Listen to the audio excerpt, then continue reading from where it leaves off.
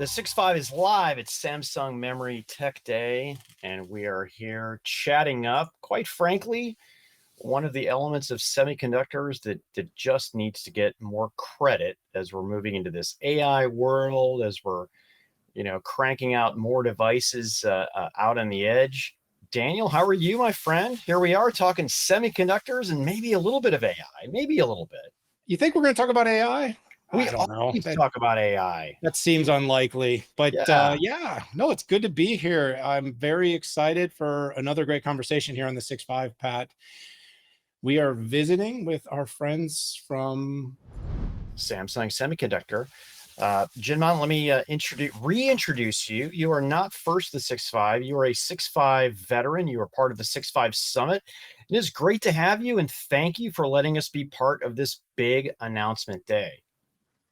Oh, thank you for having me. It's beautiful day here in San Jose, and it's also a beautiful day to discuss technology. And I'm very excited to have this Samsung Tech Day today. It's so good to have you here, and I'm really excited to hop into this conversation. Samsung Tech Day is memorable to me. If you remember, I was on stage just 6 years ago, giving some of the digital transformation trends that I saw right before we had Steve Wozniak come on and do a presentation. It was really fun. And it was fun to make a little trip down memory lane. I cannot believe that it has been 6 years, but here we are again. We're still having these conversations, and there's still a great reason that people need to be joining us here at Samsung Memory Tech Day. So let's tell them about that. Let's start there. Give us a little bit of the background about this event and what it's all about. Yeah, this is our sixth annual event. Like I said, 6 years ago, we met on the stage. And actually, this is one of our biggest events of the year. Right now, we have more than 600 customers and partners, as well as industry experts. They are here to collaborate, network, and learn what's new in memory business. So we also have this unique feature of 24 unique breakout sessions, because we really want to give our partners, customers to deep dive into the technology details, so that not just about keynote speeches, we also want them to experience lively discussion with our engineers and talk a lot of questions. So we really want to go into this technology detail. So this is different from previous years. And so right now we're covering from automotive and of course AI to even sustainability and compute memory solutions, SSD, NAND solutions, almost everything. So there are always something for everyone. And also, as a bonus, we have invited Chris Miller. He's the author of Chip War, very popular book in semiconductor industry. And he's going to participate in a panel with our head of our memory business. And I'm really excited to have him on the stage. I'm looking forward to the discussion. Yes. That's great. When I started in this industry over 30 years ago, it's not that memory was straightforward, but there were just a lot less different devices and applications, right? You had mainframes, mini computers. We were entering the client server era. But as memory and the applications and the use cases have diversified so much, how has this changed your approach to overall innovation? Because, on one hand, these different types of applications require different fundamentals of memory, but then on the other hand, right, you have to have scale, right? So how do you manage your innovation pipeline?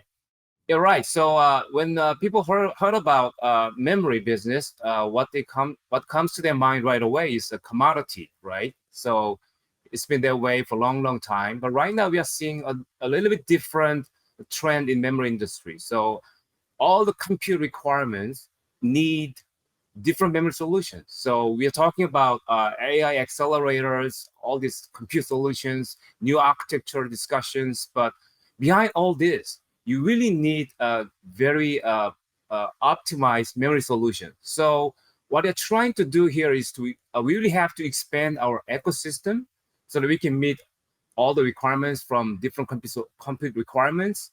So we really have to look at this industry in a holistic way.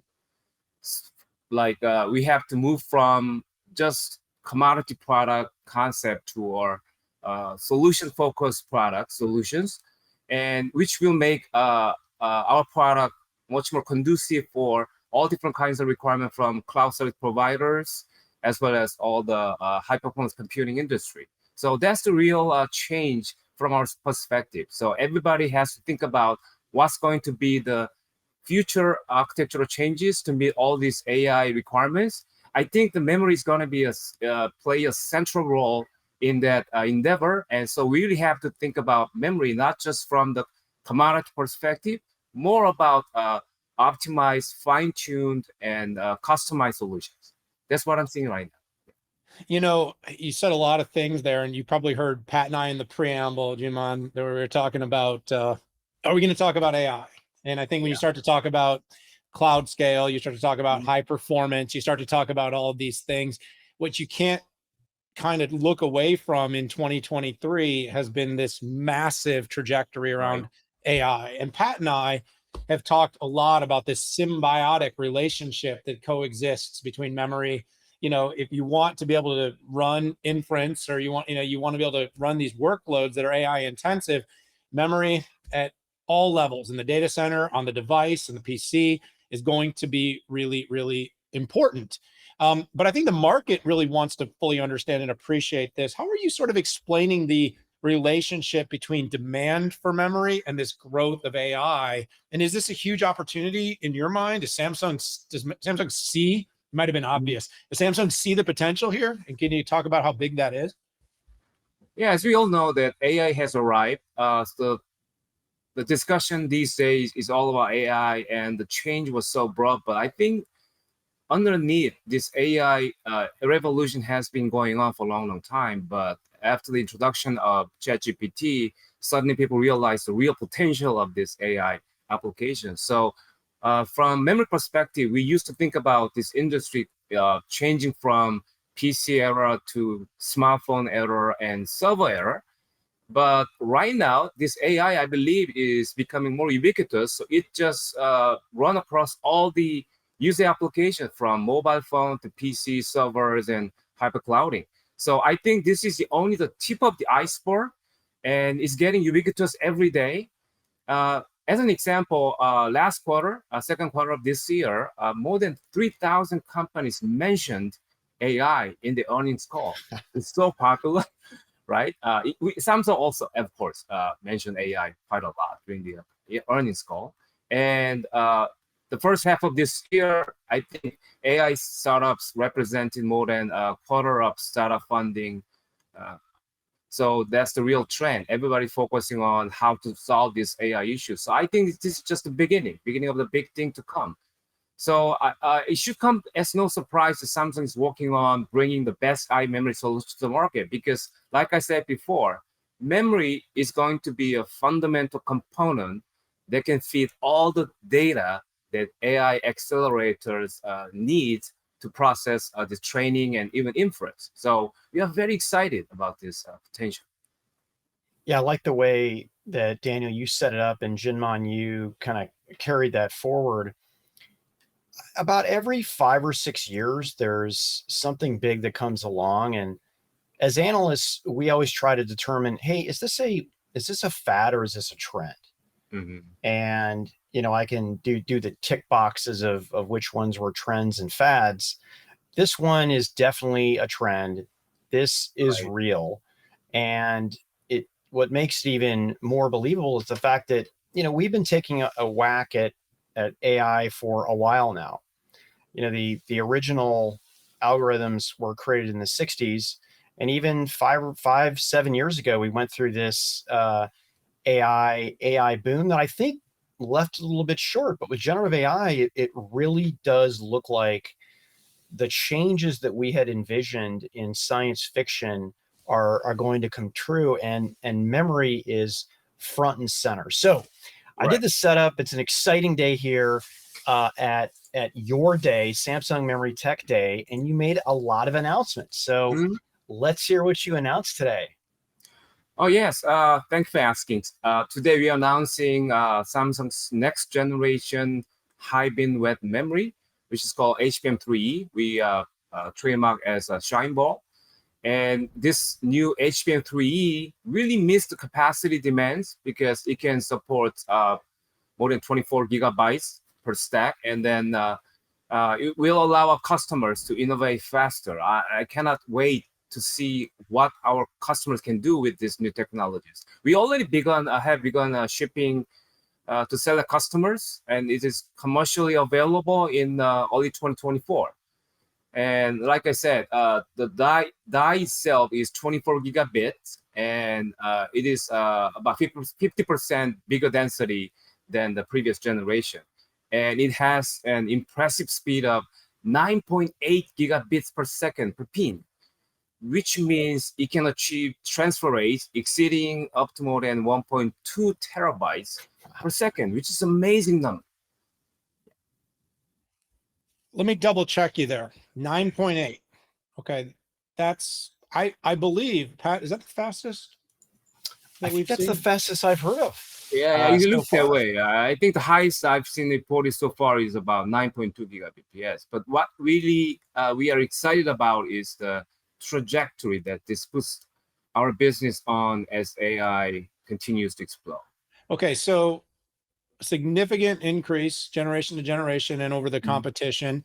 How do you feel this helps you stack up to drive, your next wave of growth at Samsung for the memory business? Yeah, you're now these days you may have more about the other guys, but really Samsung has a long leadership in HBM. For example, in 2016, we commercialized the industry's first HBM for high performance computing. At the time, no one was really talking about AI. But anyway, we were the first company to introduce this great technology to the market. And the next year in 2017, we introduced 8-layer stack HBM2. So what we are announcing today is HBM3E, and this is going to be a huge improvement over the last products. And we really looking forward to seeing what our customers can do with this new advancement, this is great product. I'm very proud of this. Yeah. By the way, higher number usually means higher performance. Right. Higher performance per watt, better Hey, Pat, throughput. Yes. Right. We should validate that. Oh, yeah, I'm thinking we We- should. Okay, we need to maybe. validate. So maybe I know a certain vendor that's going strong in Q1, but we won't talk about that right now. So what can I do just for folks who might not be as tied into the memory market, understand high bandwidth memory? We do understand that 3E is better than 3 and it's better than 2. But what are some of the applications? What are maybe some new black and white demonstrable things that 3E can do that its predecessors or the competition can't? The main application use case for HBM3E is for training. Okay. With AI accelerators, it can feed a lot of data in a very short latency, with this huge transfer rate. So main customer will be data centers and cloud computing. Okay. And also a lot of supercomputers need vast amounts of HBM3E technologies to meet their demands. And also, we also are providing this technology to network companies because the network devices needs to support 5G. They really have to have faster data transmission as well as lower delay, low latency. So HBM3E is very critical for 5G or 6G or beyond. Yes. So Samsung Tech Day is never just one thing. I totally Right. get it. Big moment, big breakthrough, probably the headline item besides, bringing in the chip wars. That's a very good book, by the way. Pat, I think you and I, probably, have written I that book lived enough. I lived in the chip wars for over 20 years, so We're I might still have to living read them. the book. We're You're still right. living Well, we them. are still in them. Yes. You were probably on TV today talking about chips, and I think I I don't think was. a day goes by that we don't have to opine, and that so this sounds like a really just exciting conversation. But Samsung Tech Day has many innovations. Can you talk a little bit about maybe some of the other key innovations that you're planning to showcase today?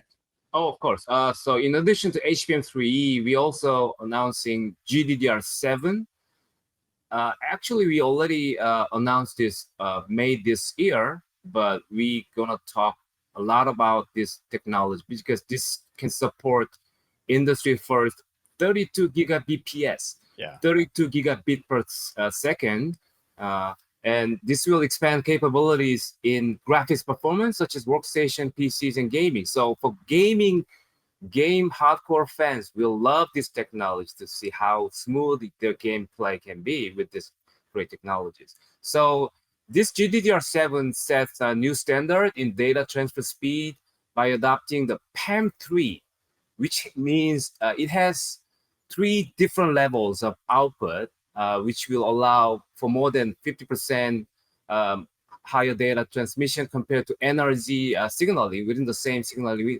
cycle. And this is the first time we introduced PAM3 technology to DDR7, GDDR, and it achieves an impressive bandwidth of 1.5 terabytes per second with 12 chips in parallel, which is about 1.4 times that of its predecessor, which was 1.1 terabps byte per second. And this features boosted speed per pin of up to 32 gigabps. This is the fastest memory per pin, even faster than HBM in terms of pin speed. So this is great technology for gaming industry and workstation industries. Yes. We also have announced DDR5. We just announced this a few weeks ago. The unique thing about this is that this is the industry first and highest capacity DDR5 DRAM, which has 32 gigabit density per chip using our 12 nanometer class process technology. And for your reference, Samsung has been increasing the DRAM capacity by a factor of 0.5 million over the last 4 years. This is amazing. We are really fulfilling the Moore's law. We are the only one. I think memory industry is a real industry that really can have been truthful to the Moore's law. So our DDR5 has the highest capacity on a single chip, like 32 gigabit. This is double the density of previous generation. So this is a great technology. So we can have a very big, high density module for server. But right now, you know that number of cores in the CPU is increasing every year. So each core needs certain minimum density of DRAM to support the core. So this technology will allow our customers to adopt many core CPUs in their system. Yes. So this is great. So not only does the AI market rejoice with HBM3E, you've got the next generation of GDDR, and you have gamers rejoicing. Right. And I believe that we are going to see some massive growth in the gaming industry when we get some of the new AAA titles that were a little bit delayed over the past couple of years come in there. But that's the driver for all of high performance gaming. And it's great to see. And by the way, just when we thought the amount of cores or threads per SoC in the data center would go down, we actually saw a new part that got announced with 576 threads on a single SoC. And if you can't feed those cores, you're going to have latency.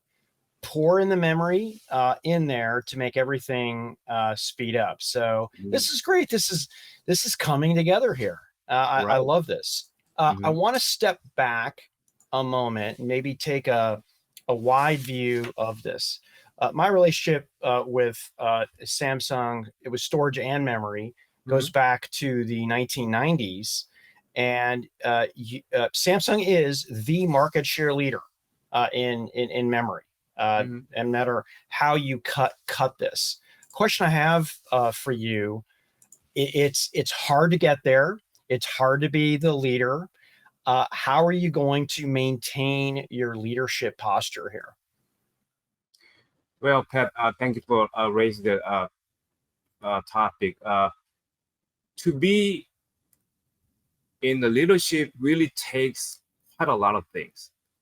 And as technology gets difficult to improve, because right now the process scaling is getting slower, and the demand from customers are very wide and various, and at the same time maintaining the leadership for all these different market segment is really tough. But I think Samsung has these three philosophies. First one is we really have to innovate. So our first top priority is innovation, and not just increase the density of DRAM and NAND flash. We also have to offer differentiated and customized solutions. So right now, there are a lot of discussion in the industry about new computing architecture in the future to address all these requirements especially from AI industry.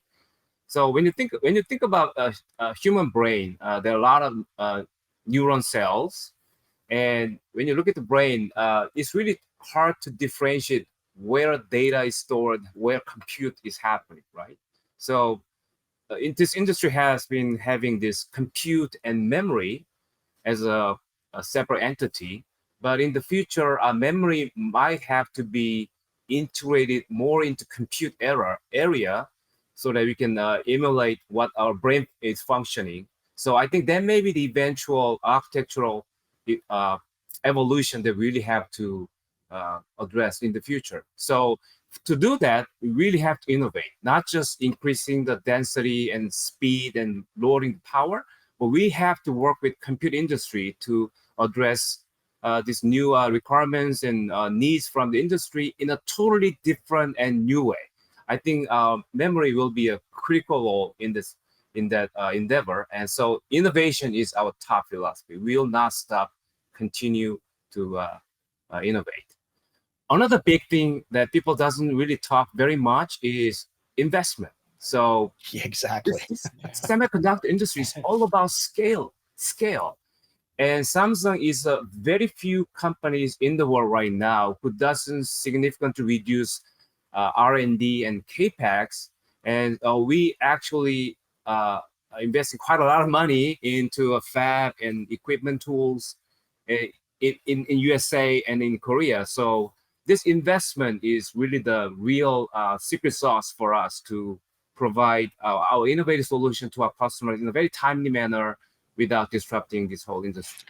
Well, Dan and I are broadcasting from Austin, Texas. We're very well familiar with your investments here in the city, and we appreciate the stewardship and the partnership between Samsung. And not that I represent Austin, I don't. I've lived here for maybe 25 years, but watch the economies that you've supported and all the families who work there, who pay taxes. I mean, it's an incredible, and I cannot wait to see when you prop up your next latest facility.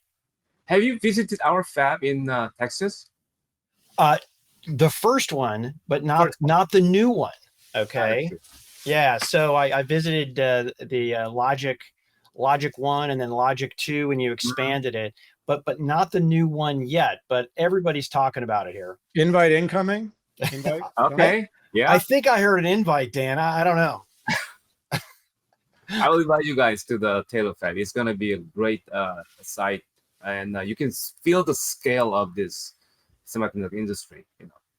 It's been and we got to wrap up here. But what I will say is, there's a lot of really exciting things you're sharing today, and the importance of being able to tie the macro trends to all the parts and pieces that are required. So we all like to hop on and do the kind of, I joke, I say, the Charlie Brown of AI, just AI, and you just say it a lot in your marketing, and things are supposed to happen. Right. But it is companies like Samsung that are serving as a critical enabler.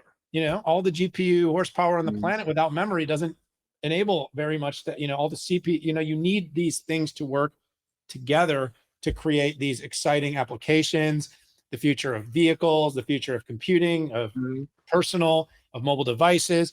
And so that's a lot of what I see as what this Samsung Memory Tech Day really is all about. It's about key innovations that are going to enable these very exciting trend lines.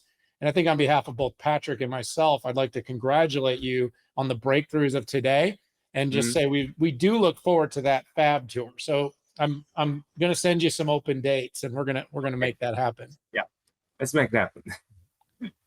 Oh, the last thing I really want to focus before we wrap up this nice talk is Samsung is really serious about collaboration. This is not this, we just mean it because, like I said, with all these different and wide and various requirements from our customers, this collaboration is not just marketing term. We really have to collaborate with our partners and customers to make sure that we can move from here to there. And we are not sure what there will be like in the future, but as long as we talk together and think about how to solve these problems, I think Samsung can be really playing a very good role in this industry to move this whole industry for better world. And this collaboration is a real philosophy that Samsung is very, very serious about. So today, I think a lot of attendees will feel that collaboration spirit. I really hope you can also enjoy that too. For sure. And by the way, the industry has changed, right? It used to be one day that, JEDEC committees would get together and, Yeah, it was about a certain device. But right now, in this day and age of AI, memory is a discussion that needs to be part of the data center infrastructure, the architecture of the entire data center, particularly the way that we're headed here. And I like to think of this as, there's the CPU, GPU, and there's memory, right? I mean, those three things have to come together on the yeah, smartphone, on the PC, on the edge edge of the data center, and in the center of the data center. For us to move this innovation at a pace that I know everybody is expecting us to do that. So co-development and you're right. co-investment is paramount to make this happen. Right. I cannot agree with you more. Well, thank you so much, Jinman. And it was a lot of fun to be here with you on Samsung Memory Tech Day. We'll have to do this again more often. It's great to hear from Samsung and your team on the memory and semiconductor side. Pat, but for this episode, you know the drill. We've got to let our people get back to their day. Hopefully you follow all of the announcements at the Samsung Memory Tech Day event. We'll put some links in the show notes so you can check out more. Oh, thank you. Hit that subscribe button. Join us for all of our episodes here on the 6.5, but we got to go for now. So we'll see you all really soon.